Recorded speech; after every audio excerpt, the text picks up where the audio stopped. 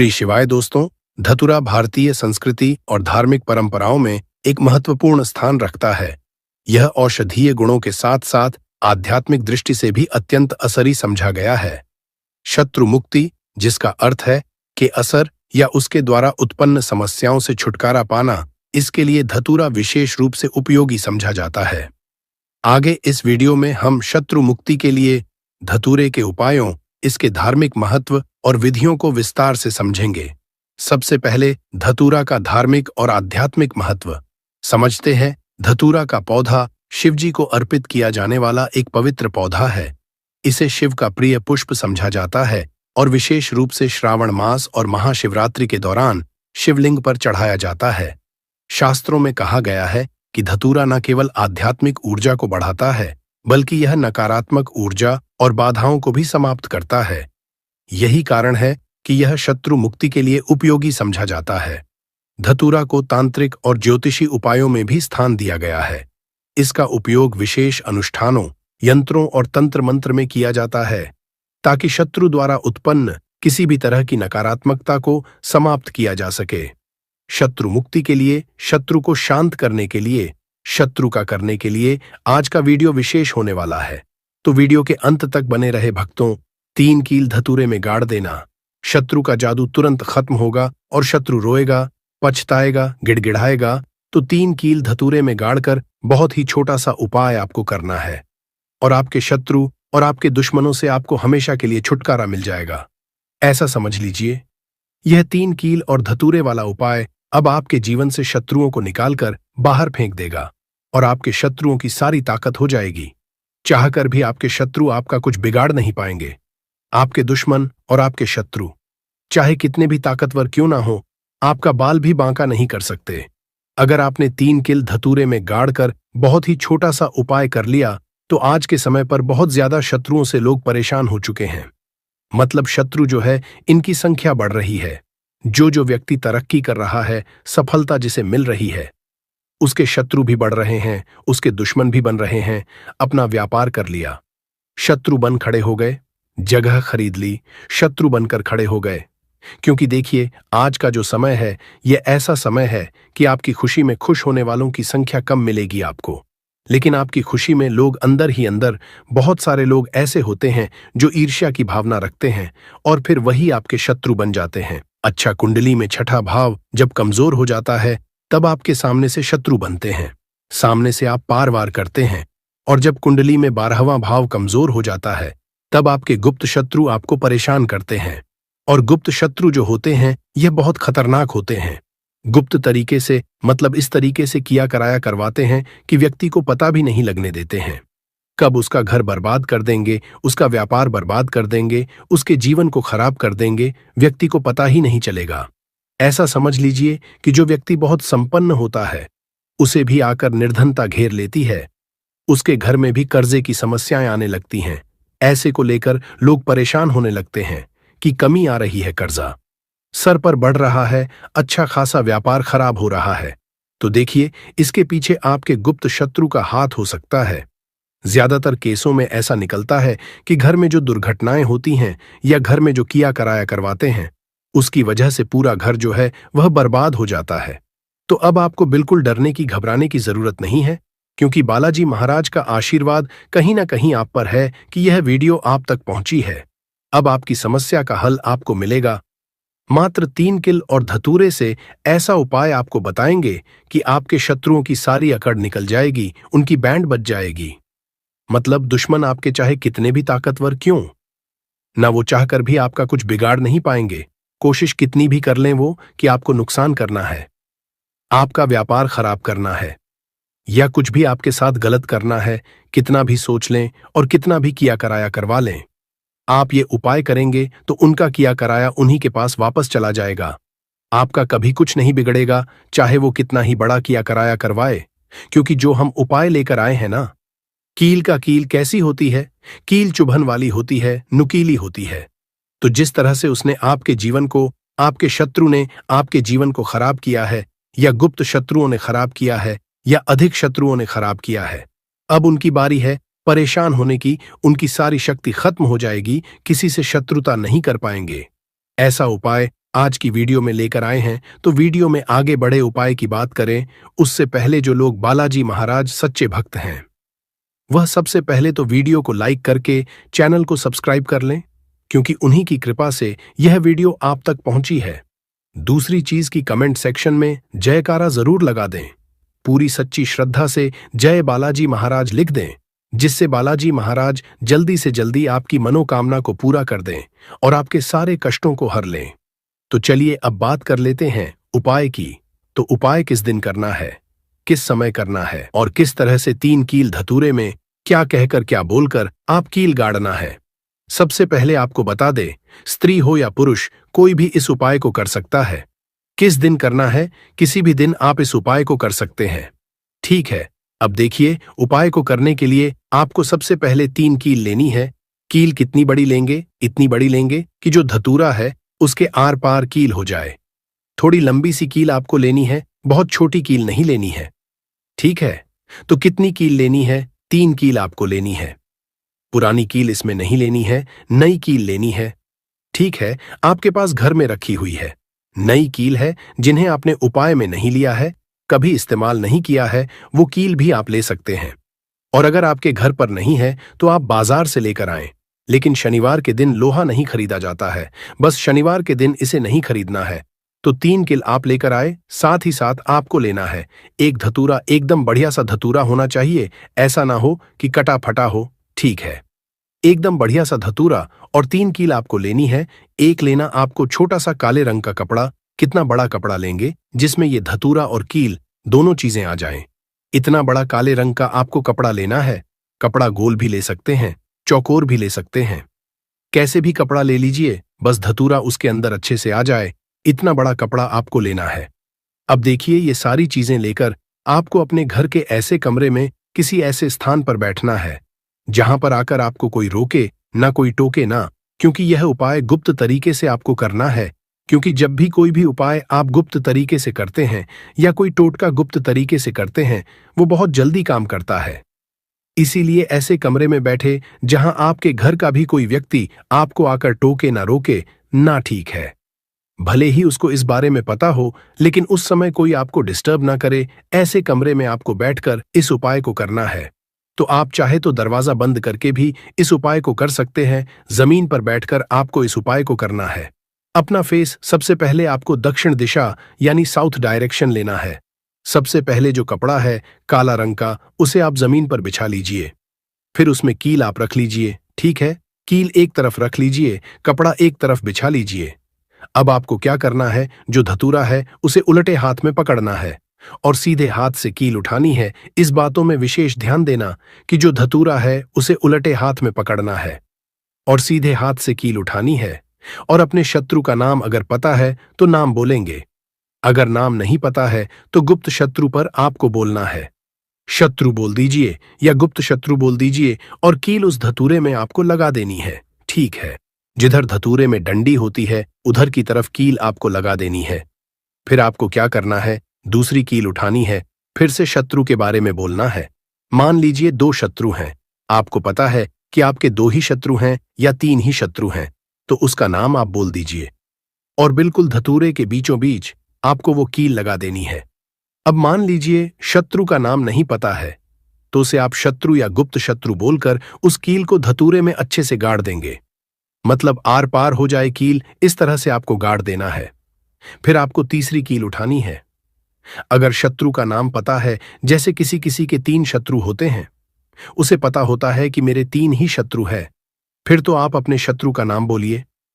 अब मान लीजिए शत्रु का नाम नहीं पता है, फिर आपको क्या करना है, फिर केवल शत्रु या गुप्त शत्रु यहां पर आपको बोलना है और उस कील को अच्छे से उस धतूरे में की तरफ गाड़ देना है। यानी एक धतूरे में 3 कील गाड़ने हैं, एक आगे की तरफ, एक पीछे की तरफ और एक बिल्कुल बीच में आर पार हो जाए। इस तरह से आपको कील को धतूरे में गाड़ देना है, लगा देना है। इसके बाद आपको ऐसा सोचना है कि अब मेरे जितने भी शत्रु हैं ये परास्त हो रहे हैं, मेरे जीवन से दूर हो रहे हैं और अब ये मेरा कुछ नहीं बिगाड़ पाएंगे। ठीक है, ऐसा सोचकर आपको वो पूरा का पूरा धतूरा जिसमें कील आपने गाड़ी है काले कपड़े में रख लेना है और इसकी पोटली बना लेनी है। है छोटी सी पोटली बना लेंगे, मतलब इसे पूरा ढक देंगे, उस काले कपड़े से उसके अंदर लपेट देंगे, ठीक है। धतूरे को कपड़े से लपेट देंगे। अब आपको क्या करना है, किसी ऐसे स्थान पर जाना है जहां पर कोई आता जाता ना हो, मतलब ज्यादा लोगों का आना जाना जहां पर ना हो, ऐसे स्थान पर आप जाइए। वहां पर आप मिट्टी में छोटा सा गड्ढा करिए, ठीक है। और उस गड्ढे में उस पूरे धतूरे को कपड़े के साथ ही, कपड़े को हटाना नहीं है, कपड़े के साथ ही आपको उस मिट्टी में उसे दबा देना है। फिर अच्छे से गड्ढे को देना है और पीछे पल तक आपको बिल्कुल नहीं देखना है, सीधे अपने घर पर आ जाएंगे, ठीक है। और फिर आकर आपको अपने हाथ पैर धो लेने हैं। बाकी जो भी काम आप करते हैं वह काम फिर कर सकते हैं। कितनी बार करना है, यह उपाय सिर्फ और सिर्फ आपको एक बार में ही इससे लाभ मिल जाएगा। एक बार ही यह उपाय करिए।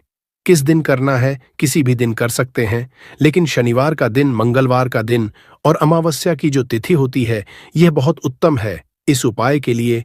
बाकी तो किसी भी दिन आप इसको कर सकते हैं। ऐसा समझ लीजिए, जीवन से शत्रु ऐसे दूर हो जाएंगे कि कभी आपके जीवन में शत्रु थे ही नहीं। सारे गुप्त हो या सामने से शत्रु हो, सारे शत्रुओं की छुट्टी हो जाएगी। जब इस उपाय को आप करेंगे, सारे दुश्मन परास्त हो जाएंगे। तो जरूर से इस उपाय को करिए और अपने शत्रुओं से छुटकारा पाइए। आइए भक्तों, वीडियो के अंत में हम आपको धतूरे से जुड़े कुछ महत्वपूर्ण छोटे छोटे मगर चमत्कारिक उपाय भी बताते हैं, जिसे अपनाकर आप अपने जीवन से शत्रुओं को आसानी से दूर कर सकते हैं, अपने दुश्मन परास्त कर सकते हैं। तो वीडियो महत्वपूर्ण है, अंत तक बने रहे। पहला चमत्कारिक सरल उपाय है धतूरे का उपाय, तांत्रिक मंत्रों के साथ करना। इस उपाय के लिए आपको धतूरे के 3 फल, एक लाल वस्त्र, एक शुद्ध घी का दीपक, चंदन और पुष्प की आवश्यकता होगी भी। आप किसी भी मंगलवार या शनिवार की रात को यह उपाय करें। सबसे पहले आप एक शांत और पवित्र स्थान चुनें। उसके बाद धतूरे के 3 फलों को लाल वस्त्र में रखें और शिवलिंग के सामने रखें, क्योंकि धतूरे शिवजी को अति प्रिय है। उसके बाद मंत्र ओम नमः शिवाय, इस मंत्र का 108 बार जाप करें। इसके बाद इन फलों को बहते हुए जल में प्रवाहित कर दें, किसी नदी या नहर या तालाब में प्रवाहित करें। यह उपाय शत्रु से रक्षा करता है और उनकी नकारात्मक ऊर्जा को दूर करता है।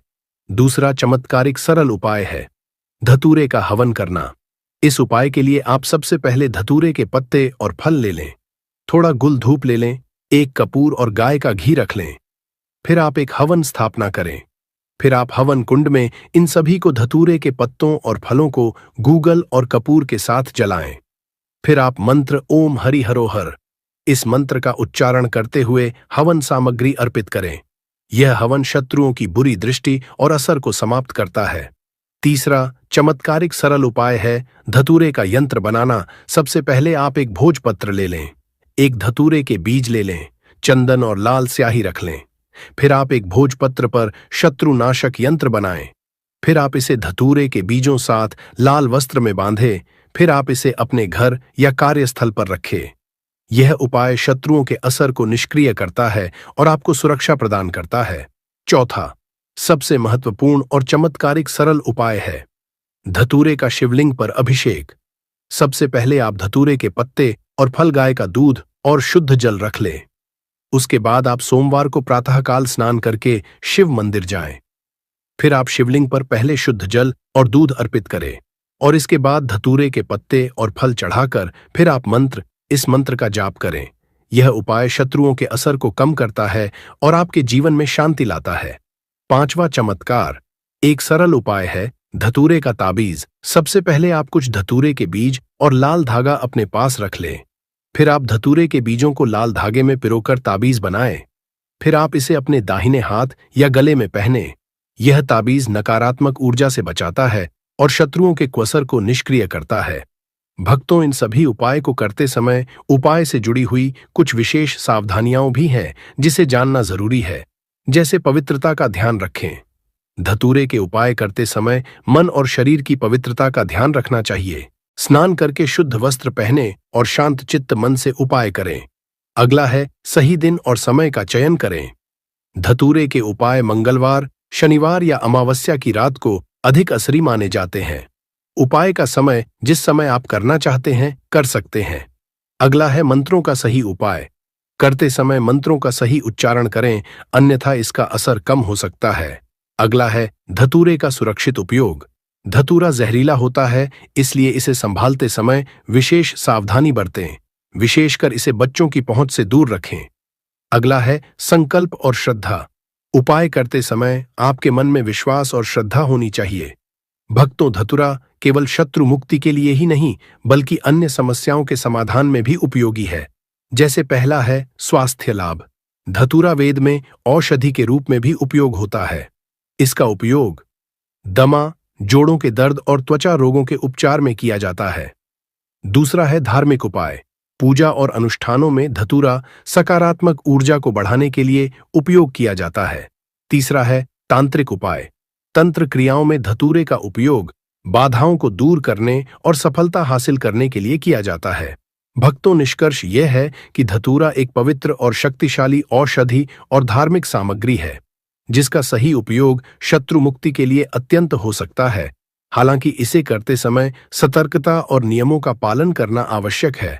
श्रद्धा, संकल्प और सही विधि से किए गए उपाय न केवल शत्रुओं के असर को समाप्त करते हैं बल्कि आपके जीवन में शांति, सुरक्षा और समृद्धि भी लाते हैं।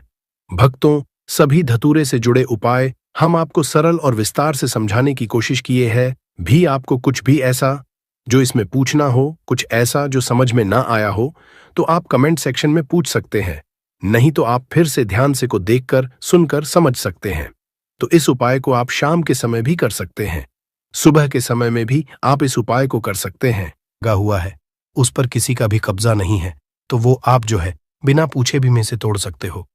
पर किसी के घर के अंदर लगा हुआ है तो वह उससे सकर ही 5 कनेर के फूल उसके पेड़ में से लेना।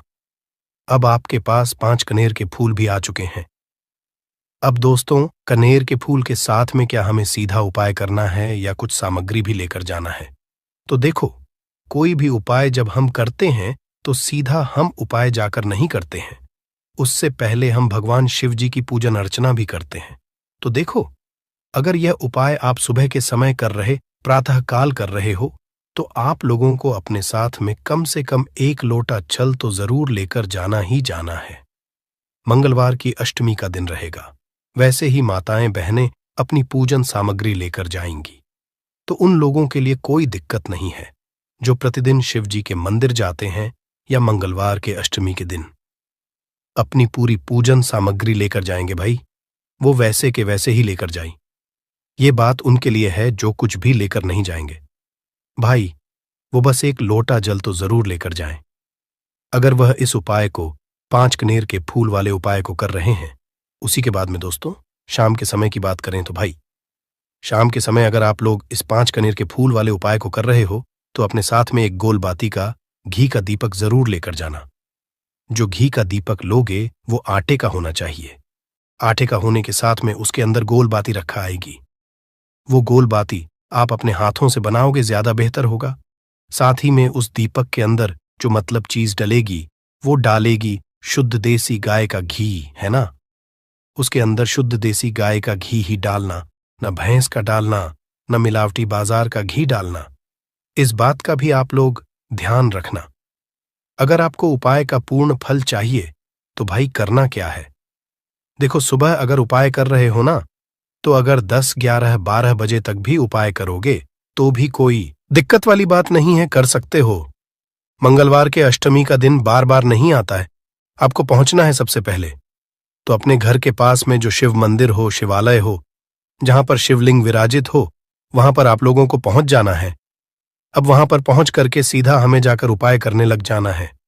नहीं, आपको पहले अपना शिव जी के मंदिर के अंदर प्रवेश करना है, भगवान शिव जी के दर्शन करना है। पहले आपको अपनी अपनी पूजन अर्चना करनी है। जैसे कि 1 लोटा जल जो लेकर गए हैं, भाई वो 1 लोटा जल दे चढ़ा दें। इसके अलावा जो भी पूजन सामग्री है, आपकी फूल, धतूरा, गुलाल, अबीर गुलाल, जो भी चीजें हैं, चंदन वगैरह, उन सारी चीजों से आप पूजन अर्चना कर सकते हो। पर जो उपाय के 5 कनेर के फूल हैं वो आप अलग ही रखना, वो उपाय के समय ही हमें निकालने हैं।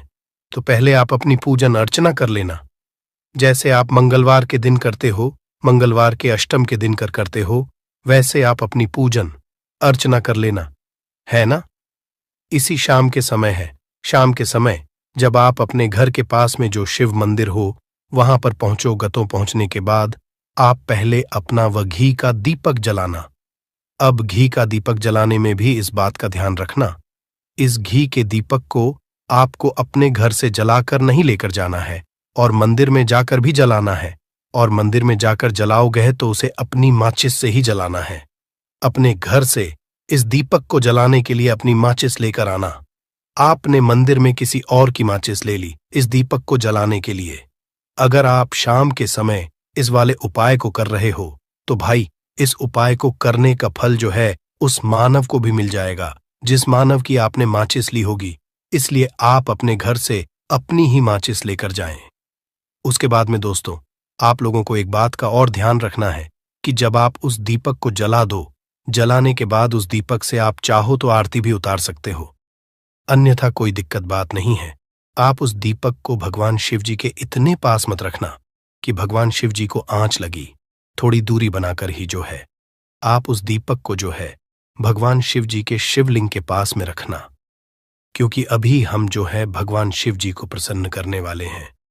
तो इसलिए जो है भगवान शिव जी को आंच न लगे, इतनी दूरी बनाकर आप उस दीपक को रख दीजिएगा। जैसे ही आपकी पूजन अर्चना हो जाती है, आप जल चढ़ा देते हैं। सुबह के समय गए तो जल चढ़ा देते हैं, पूजन अर्चना हो जाती है।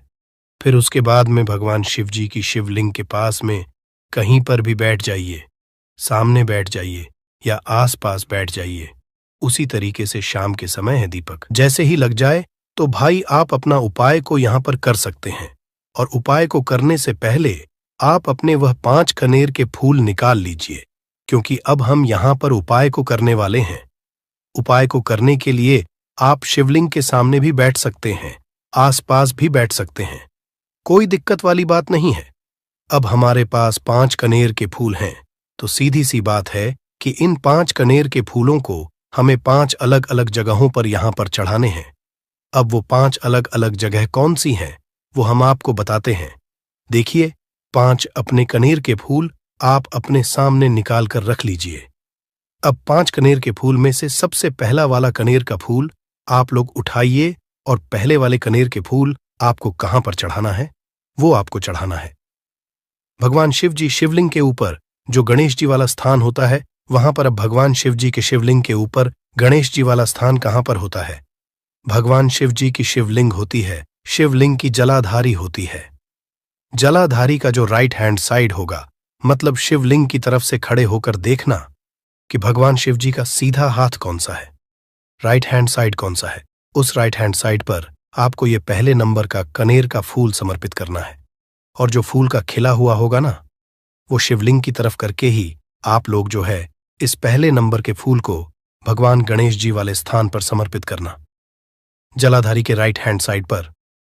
अब दोस्तों निकाल लेना अपना दूसरे नंबर का कनेर का फूल है ना। अब दूसरे नंबर के कनेर के फूल को आपको कहां पर समर्पित करना है या आपको समर्पित करना है? भगवान कार्तिक जी वाले स्थान पर। अब गणेश जी वाला स्थान राइट हैंड साइड पर होता है, तो कार्तिकेय वाला स्थान लेफ्ट हैंड साइड पे होता है, जलाधारी के ऊपर है ना? तो जलाधारी के ऊपर जो लेफ्ट हैंड साइड का जो हिस्सा है वहां पर कार्तिकी जी के स्थान है। तो इस दूसरे नंबर के फूल को आप वहां पर समर्पित कर देना और भगवान से प्रार्थना कर लेना। और फूल का खिला हुआ भाग शिवलिंग की तरफ ही होना चाहिए। अब बात आती है तीसरे कनेर के फूल की, तो तीसरे कनेर के फूल को भी आपको लेना है और इस तीसरे फूल को आपको माता अशोक चंद्र जी वाले स्थान पर समर्पित करना है। अब ये माता अशोका चंद्र जी का स्थान कहां पर होता है दोस्तों? ये जो स्थान होता है ये जलाधारी के बिल्कुल बीचों बीच में होता है। आपने पहला फूल भगवान गणेश जी वाले स्थान पर चढ़ाया, दूसरा फूल कार्तिकी जी वाले स्थान पर चढ़ाया। अब ये तीसरा फूल जो है इन दोनों फूलों के बीचों बीच चढ़ेगा, मतलब जहां पर माता अशोक सुंदर जी का स्थान होता है, खिला हुआ भाग शिवा की तरफ करके ही जो है इस तीसरे नंबर के फूल को आप समर्पित कर देना माता अस्कचंदी वाले स्थान पर। अब बात आती है चौथे नंबर के फूल की। तो दोस्तों, जो चौथे नंबर का फूल होगा ये आप लोगों को कहां पर समर्पित करना है?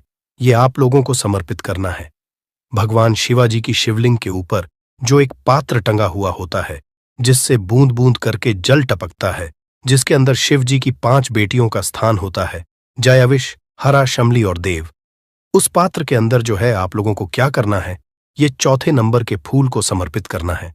अगर किसी कारणवश आपका वह पात्र जो है शिवलिंग के ऊपर जो पात्र टंग हुआ होता है, जिससे बूंद बूंद करके जल टपकता है, वह पात्र उपस्थित ना हो, तो भाग को क्या करना है कि शिव जी की 5 बेटियों का नाम लेकर जया, विष, हरा, शामली, बारी, दोतली और देव का नाम लेकर जो है इस चौथे नंबर के फूल को आपको जलाधारी के ही कटी शिवलिंग का जो कटी भाग होता है, मतलब जलाधारी के ऊपर ही जो भाग होता है ना, वहां पर समर्पित कर देना इस चौथे नंबर के फूल को, है ना।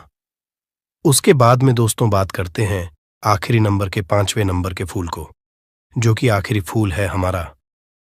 इस 5वें नंबर के फूल को आपको क्या करना है, अगर आपके मतलब जिस मंदिर में आप गए हो वहां पर अगर त्रिशूल लगा हुआ है, तो भाई त्रिशूल का एक मध्य भाग होगा जहां से वो त्रिशूल के तीनों भाग निकले हुए होंगे, है ना। तो आपको वो त्रिशूल का एक मध्य भाग देख लेना है। उस मध्य भाग पर आपको इस 5वें नंबर के कानर के फूल को छुआ है, स्पर्श कराना है। और स्पर्श कराने के बाद इस 5वें नंबर के फूल को आपको क्या करना है, भगवान शिवाजी की शिवलिंग के ऊपर समर्पित कर देना है। अब दोस्तों अगर वह मतलब जो है त्रिशूल ना भी हो आपके मंदिर में उपस्थित, तो आप सीधा सीधा ये जो 5वें का कनेर का फूल है या भगवान शिव जी की शिवलिंग के ऊपर समर्पित कर देना। बस ध्यान इस बात का रखना कि जो खिला हुआ भाग है फूल का, वो सामने की तरफ होना चाहिए, जलाधारी की तरफ होना चाहिए, और डंडी का जो भाग है वो शिवलिंग के पीछे की तरफ होना चाहिए। फूल की है ना, तो इस बात का आप लोगों को ध्यान रखना है। जैसे ही आप लोगों को ये 5 फूल समर्पित कर देते हैं, वहीं पर भगवान शिव जी के शिवलिंग के पास में बैठकर जो है हाथ विनती कर कर अपनी वह मनोकामना बोलना, जिस मनोकामना के लिए आप लोग ये वाला उपाय कर रहे हो, अपनी वह दुख और समस्या बोलना जिसके लिए आप लोग अपना ये वाला उपाय कर रहे हो। अपनी किसी भी एक मनोकामना के लिए ये वाला उपाय करना, 2-3 मनोकामना एक साथ मत बोलना। कोई भी एक मनोकामना बोल देना अपने 5वें नंबर के फूल को चढ़ाने के बाद, और चढ़ा दो तो भाई 2 मिनट भगवान शिवाजी के नाम का जाप कर लेना। उसके साथ में दोस्तों आपका ये यहां पर पूर्ण हो जाता है और आप अब भगवान शिव जी के दर्शन करके उनको धोख देकर अपने घर पर वापस जा सकते हो। इसी के साथ में दोस्तों इस उपाय को करने से आपको बहुत बहुत ही बड़ा, दोस्तों नींबू के उपाय आज से नहीं बल्कि हजारों साल से पहले से इस्तेमाल किए जा रहे हैं। जो उपाय आज हम आपको बताने जा रहे हैं, नींबू का इस्तेमाल करके उससे आप अपनी हर समस्या का समाधान पा सकते हैं। अगर आप ज्योतिष शास्त्र, वास्तुशास्त्र की किताबों में जाते हैं और अध्ययन करते हैं, तो नींबू के ऊपर पूरे 11 अध्याय आपको जाएंगे, जिसका मतलब यह है कि नौकरी पाने के लिए नींबू का इस्तेमाल कैसे आप कर सकते हैं, अपने व्यापार को दौड़ाने के लिए कैसे नींबू का इस्तेमाल करना चाहिए, एवं अगर आपका शत्रु आपका विनाश करना चाहता है तो नींबू के उपाय से कैसे आप उल्टा अपने शत्रु का विनाश कर सकते हैं। आपके घर पे नकारात्मक शक्तियां हैं, बुरी शक्तियों का वास है, इन सब को भगाने के लिए नींबू कैसे रामबाण दबा समझा जाता है, इन सब के बारे में आपको वास्तुशास्त्र और ज्योतिष शास्त्र की किताबों में मिल जाएगा। दोस्तों अगर आपका भाग्य सौ चुका है, आपके घर पर ऐसी शक्तियां आ गई हैं जिसकी वजह से आपके घर में लड़ाई होती रहती है, पति पत्नी में बनती है, तो दोस्तों आज के जो उपाय हम आपको बताने जा रहे हैं वो आपकी सारी समस्याओं का समाधान कर देंगे। स्वास्थ्य की दृष्टि से नींबू बहुत ज्यादा लाभदायक होता है। साइंस की भाषा में अगर कहे तो नींबू में विटामिन सी बहुत ज्यादा होता है। एसिडिटी आपको प्रॉब्लम है, पेट खराब रहता है, तो नींबू उसमें रामबाण की तरह काम करता है दोस्त। और नींबू के अंदर इतनी ताकत होती है कि वो एक से एक बड़ी समस्याओं को चुटकी में खत्म कर सकता है, कई बाधाओं को एकदम हमेशा के लिए पास से हटा सकता है। इसलिए अगर आप भी चाहते हैं कि आपके ऊपर माता लक्ष्मी का आशीर्वाद हो, भगवान भोलेनाथ आपको आशीर्वाद दे, तो ये वीडियो बिना भगाए अंत तक देखिएगा, क्योंकि इस वीडियो में आज आपको पता चलेगा कैसे नींबू के 10 उपाय करके आप अपने जीवन की हर परेशानी को खत्म कर सकते हैं। आपको हम एक एक उपाय के बारे में अब बताने जा रहे हैं, इसलिए बहुत गंभीरता से वीडियो को देखिएगा। देखिए दोस्तों, कई लोग ऐसे होते हैं कि वीडियो देखते हैं। यकीन मानिए, अगर आपने एक पॉइंट भी मिस कर दिया तो आप अपना ही नुकसान करेंगे, क्योंकि अधूरा ज्ञान हमेशा खतरनाक साबित ही हुआ है। इसलिए वीडियो को अंत तक जरूर देखिएगा दोस्तों। सबसे पहले तो आप लोग कमेंट बॉक्स में आकर हर हर महादेव लिख दें, क्योंकि अगर भगवान भोलेनाथ ने किसी को आशीर्वाद दे दिया तो उसका काल भी कुछ नहीं बिगाड़ सकता। और वीडियो लाइक करके तुरंत चैनल को सब्सक्राइब कर दे दोस्तों। हर हर महादेव कमेंट बॉक्स में लिखना मत भूलिएगा। तो सबसे पहले, आखिर कौन से वो 10 उपाय हैं जिसके लिए हमने ये बनाया है, तो बहुत ही ध्यान से सुनिएगा। तो पहला उपाय है बुरी नजर से बचने के लिए। अच्छा, आप लोगों ने अक्सर देखा होगा, ट्रक जब चलता है, गाड़ियां जब चलती है, या छोटी दुकानें होती हैं या फिर बड़ी दुकानें होती हैं, उसमें नींबू और मिर्च टंगा हुआ होता है। इसका मुख्य कारण क्या है, आज हम आपको बता देते हैं। देखिए, कहा जाता है कि जब भी लू चलती है और आप अपनी जेब में प्याज रख लेते हैं, तब आपको लू नहीं लगती है, या जहां पर गर्मी ज्यादा होती है वहां पर रखते हैं तो प्याज जो होता है वो गर्मी को सुख है। अगर आपका व्यापार अच्छा चल रहा है और कोई व्यक्ति आपकी दुकान पर नजर लगा देता है, आपके बिजनेस पर नजर लगा देता है, तो यकीन मानिए, एक कहावत कही गई है कि नजर से तो हरा पेड़ भी सूख जाता है।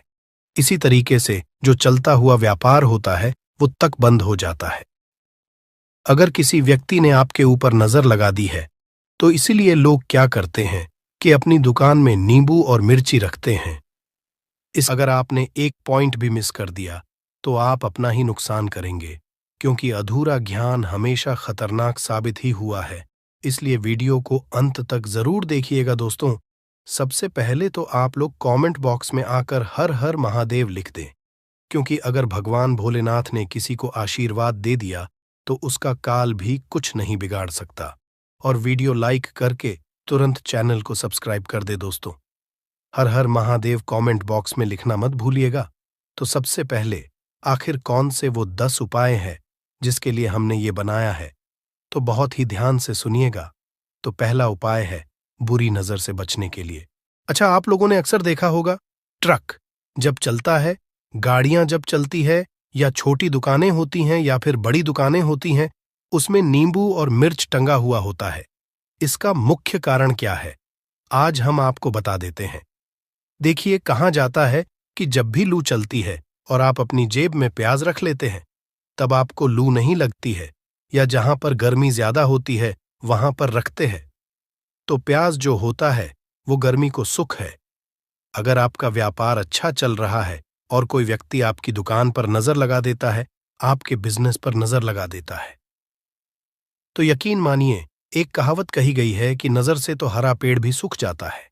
इसी तरीके से जो चलता हुआ व्यापार होता है वो तक बंद हो जाता है।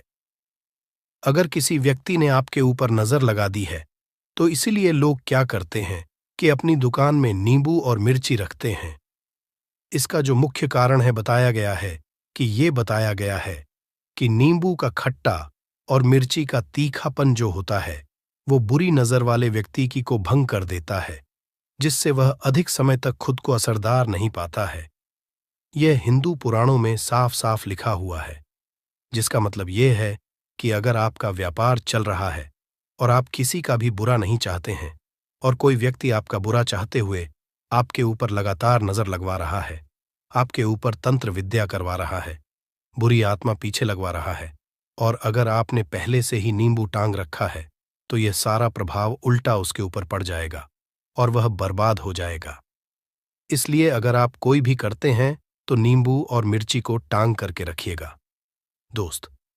दूसरा, इसका जो उपाय होता है वो वास्तु दोष को मिटाने के लिए होता है। वास्तु ज्ञान में अगर आप अध्ययन करते हैं तो उसमें एक चैप्टर है पूरे नींबू के ऊपर लिखा हुआ है, मतलब एक अध्याय पूरा चैप्टर लिखा हुआ है। वास्तु ज्ञान की अगर आप किताब लेकर है, उसमें अध्याय नंबर 21 पे जाइए। वहां पर नींबू के बारे में साफ साफ लिखा हुआ है। जिस घर में भी नींबू का पेड़ होता है वहां पर नकारात्मक ऊर्जा कभी भी अपना सक्रियपन नहीं कर है। नींबू के आसपास का वातावरण शुद्ध रहता है।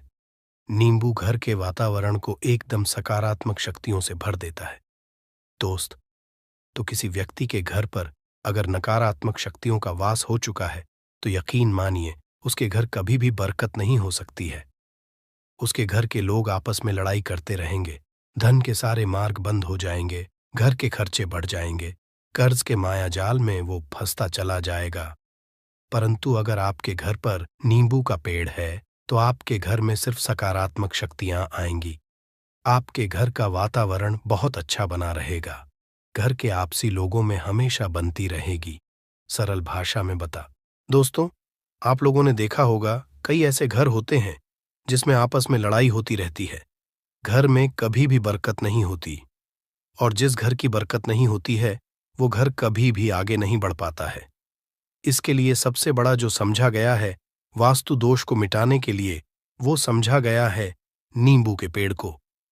मतलब अगर आपके घर में नींबू का पेड़ हो, चाहे गमले में लगा लीजिए, चाहे अपनी जमीन में लगा लीजिए, आपके घर में कभी भी नकारात्मक शक्तियों का वास नहीं होगा।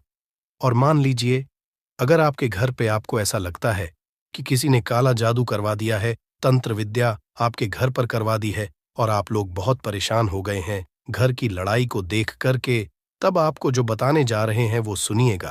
पहले तो आप लोग हो सके तो नींबू का पेड़ लगा लीजिए। नींबू तो रातों रात उगता नहीं है, इसके लिए आपको थोड़ा इंतजार करना होगा। धीरे धीरे नींबू का पेड़ बढ़ना शुरू हो जाएगा। जब जब नींबू बढ़ता जाएगा आपके घर पर सकारात्मक ऊर्जा का वास हो जाएगा, यानी कि माता लक्ष्मी का वास हो जाएगा और नकारात्मक शक्ति का अंत हो जाएगा। तो इसका दूसरा उपाय ये बताया गया है कि हिंदू पुराणों के हिसाब से कि आपको अपने घर के चारों एक एक नींबू रखना है। आपको उल्टी दिशा में, मतलब सीधी दिशा में नहीं, बाएं दिशा से 7 चक्कर मारने हैं। शनिवार के दिन करना है और ये नींबू ले जाकर कि किसी भी नदी या तालाब में बहा देना है। ये 4 नींबू अगर आप नदी और तालाब में बहा दिए, आपके घर में जो भी गलत प्रभाव था, बुरी नजर थी, तंत्र विद्या किसी ने करवा रखी थी, बुरी आत्मा थी, नकारात्मक शक्तियों का वास था, वो सब कुछ खत्म हो जाएगा। उन्हीं नींबू के साथ वो चला जाएगा। वो नींबू अपने आप इतनी ताकत रखते हैं कि वो अपने आप में उन नकारात्मक शक्तियों को रख लेते हैं और अपने साथ में बहा ले जाते हैं। इसलिए कोशिश कीजिए तालाब या बहती नदी में ही बहाइएगा। दोस्तों, नींबू का तीसरा उपाय जो है वो सफलता के लिए समझा गया है। मतलब आप लोग अगर नौकरी की तैयारी कर रहे हैं या नौकरी कर रहे हैं, आपको प्रमोशन नहीं मिल रहा है, आप लोग कर्ज के मायाजाल में फंसे हुए हैं, तो अब आपको एक एक चीज करके हम बहुत आराम से समझाने जा रहे हैं, तो बहुत ध्यान से सुनिएगा। परंतु अभी तक आपने वीडियो को लाइक नहीं किया है तो वीडियो को तुरंत लाइक कर दीजिएगा। देखिए, अगर आप बहुत मेहनत करते हैं, आपको मेहनत का परिणाम, आपको फल नहीं मिल रहा है और आप थक चुके हैं, आप नौकरी की तैयारी कर रहे हैं परंतु आपको नौकरी नहीं मिल पा रही है। आप इंटरव्यू तो देने जाते हैं परंतु इंटरव्यू में आपका सिलेक्शन नहीं होता है, तो इसके लिए वास्तु ज्ञान में साफ साफ लिखा हुआ है आपको हनुमान जी के मंदिर में जाना है। बहुत ध्यान रखिएगा, ये मंगलवार का दिन ही होना चाहिए। जब आप लोग जाएं हनुमान जी के मंदिर में, 1 नींबू और 4 लोग हनुमान जी के में जब प्रवेश आप करें तो मैं 4 लौंग को गाड़ दें और वहां पर बैठ जाए, पालती मार के आराम से बैठ जाए और हनुमान चालीसा का पाठ करें। हनुमान चालीसा का पाठ करते हुए आपको इस नींबू को जिसमें हमने 4 लौंग गाढ़ी हैं उसको भगवान हनुमान जी महाराज को अर्पित कर दें। अगर आप इतना कर देते हैं तो यकीन मानिए जो आपके ऊपर बाधाएं आई हुई थी, अगर आपका मंगल अच्छा नहीं चल रहा था वो अच्छा हो जाएगा। नवग्रह जो आपके साथ नहीं दे रहे थे तो वो आपका साथ देना चालू कर देंगे। दुर्भाग्य जो आपके पीछे पड़ा हुआ था वो में बदल जाएगा, परंतु हनुमान चालीसा मन में पढ़िएगा, बोलकर मत पढ़िएगा। अगर आप लोग हनुमान जी महाराज के सामने जाकर इतना उपाय कर देते हैं तो यकीन मानिए आपके जीवन में, अगर आप कंपटीशन की तैयारी कर रहे हैं तो आपको नौकरी मिल सकती है। नौकरी कर रहे हो तो प्रमोशन मिल सकता है और हर तरीके की सफलता मिल सकती है जिसके लिए आप लोग तरस रहे थे। दोस्त बात करते हैं चौथे उपाय की। अगर आपके घर में कोई छोटा बच्चा है या बड़ा बुजुर्ग है या आप मान लीजिए और आपको नजर लग है तो आपको क्या करना चाहिए। इसमें नींबू का बहुत ही उपयोग समझा गया है। अगर आपके घर पे कोई छोटा बच्चा है, आप हैं, या आपके घर में कोई बड़ा बुजुर्ग है और ऐसा लगता है आपको कि किसी ने नजर लगा दी है जिससे आपकी तबीयत खराब रहती है। ऐसे में एक नींबू लीजिए और सर के ऊपर से 7 बार घुमाइए। सिर्फ एक नींबू लेना है और ऐसे चाकू का इस्तेमाल कीजिए जिसका कभी उपाय ना हुआ हो। उस चाकू से उस नींबू को 2 भागों में काट दीजिए और इसको ले जाकर के घर के बाहर, घर से कहीं भी दूर में जमीन में गाड़ दीजिए। सिर्फ इतना कर दीजिए, जो भी आपके ऊपर नजर लगी हुई होगी वो नींबू अपने साथ उतार ले जाएगा और आपके ऊपर से वो नजर उतर जाएगी। 205वां वास्तुशास्त्र के अध्याय नंबर 31 में साफ साफ लिखा हुआ है, व्यापार के लाभ जिसमें इस्तेमाल होगा नींबू। ये एक अध्याय है जिसको अगर आप लोग पढ़ते हैं तो इसमें आप लोग ये पाते हैं नींबू का अगर आप लोग सही तरीके से उपाय करते हैं तो आपको अपने व्यापार में वृद्धि देखने को मिलेगी। देखिए अब आपको क्या है। पहले तो ये लीजिए, कई लोग व्यापार जो करते हैं उनका व्यापार जब चल रहा होता है तो कई लोग नजर लगा देते हैं, जिसकी वजह से उनका व्यापार एकदम रुक जाता है और वो थक जाते हैं कि यार अब क्या करें, अब तो हम फंस गए। तो दोस्तों, इसका बहुत सरल सा उपाय है। एक नींबू को लीजिए। एक नींबू को लेने के बाद आपको अपनी दुकान में इसको एक चाकू से काट लेना है। वो भी 4 टुकड़ों में अपनी दुकान के 4 भाग में उस नींबू को रख दीजिए। सुबह के वक्त ये कीजिए और शाम के वक्त उन 4 भागों को उठा लीजिए। सुबह के वक्त 10 बजे 11 बजे भी कर सकते हैं। शाम को 7 बजे के बाद आपको उठाना है। इनको अलग अलग 4 लाल कपड़ों में बांधना है और ले जाकर के किसी भी नदी में बहा देना है। आप मान लीजिए, इससे ये होगा कि आपकी दुकान पर किसी ने नजर लगा दी थी। आप लोग तंग आ गए थे कि आपकी दुकान चल नहीं रही थी। और अगर आप इतना उपाय कर लेते हैं नींबू के साथ, तो यकीन मानिए वो जो नजर लगी हुई थी, वो जो नकारात्मक शक्तियां आपके पीछे पड़ गई थीं, वो कोसों दूर हो जाएंगी। इतना उपाय करने के बाद आपकी दुकान से हट जाती है और आपका व्यापार घोड़े की तरह दौड़ने लग जाता है। ये वास्तु ज्ञान में भी लिखा हुआ है, वास्तुशास्त्र की किताबों में भी साफ साफ लिखा हुआ है। दोस्त, अब आपको 6ठे नंबर की बात बताने जा रहे हैं, मतलब भाग्य को चमकाने का उपाय। मान लीजिए आपका भाग्य आपका साथ नहीं दे रहा है। आप लोग थक चुके हैं। भाग्य का साथ ना मिलने की वजह से आप लोग बहुत मेहनत करते हैं, परंतु आप लोग थक चुके हैं। मेहनत करके आपको परिणाम ठीक से नहीं मिल पा रहा है। तो यकीन मान लीजिए दोस्तों, किसी न किसी ने आपके ऊपर टोटका करवा रखा है। आप नौकरी की तैयारी करके थक चुके हैं और आपको नौकरी नहीं मिल पा रही है। और इसी तरीके की बातें हो रही हैं कि आप लोग बहुत परेशान हो गए हैं। शादी नहीं हो रही है और व्यापार नहीं चल रहा है। तो इसके लिए बहुत आसान आपको जो हम उपाय या तरीका बताने जा रहे हैं, वो ध्यान से सुनिएगा। देखिए, ऐसा है कि आप लोग अगर नौकरी कर रहे हैं और आपका सिलेक्शन नहीं हो पा रहा है और व्यापार में वृद्धि नहीं हो पा रही है और घर आपका बन नहीं पा रहा है और आप लोगों को नकारात्मक शक्तियों का प्रभाव दिख रहा है, आपके अंदर का वास होता चला जा रहा है, तो सिर्फ आपको ये करना है कि एक नींबू लेना है, उसको गंगा जल से अच्छी तरीके से धो लेना है। आप लोगों को करना ये है कि इस नींबू को धोने के बाद आपको 108 बार इस मंत्र का जाप करना है। ये मंत्र है ओम श्री हनुमताई नमः। अगर इस मंत्र का आप लोग 108 बार जाप कर लेते हैं और इसमें आप लोग 4 लौंग गाड़ देते हैं, तो मान लीजिए आप नौकरी की तैयारी के लिए जा रहे हैं, इंटरव्यू के लिए जा रहे हैं। इस नींबू को अपने बैग में रख लीजिए, अपने पर्स में रख लीजिए या फिर अपनी जेब में रख लीजिए। आप लोग कोई पेपर देने जा रहे हैं तो ऐसे में पेपर के ये सब अंदर ले जाने नहीं देते हैं, तो अपने बैग में रख करके ले जाइए। यकीन मानिए, जो दुर्भाग्य आपके पीछे पड़ा हुआ था वो आपके भाग्य के रूप में बदल जाएगा। अगर आप नौकरी के लिए इंटरव्यू के लिए जा रहे हैं तो आपका वहां सिलेक्शन होना चाहिए।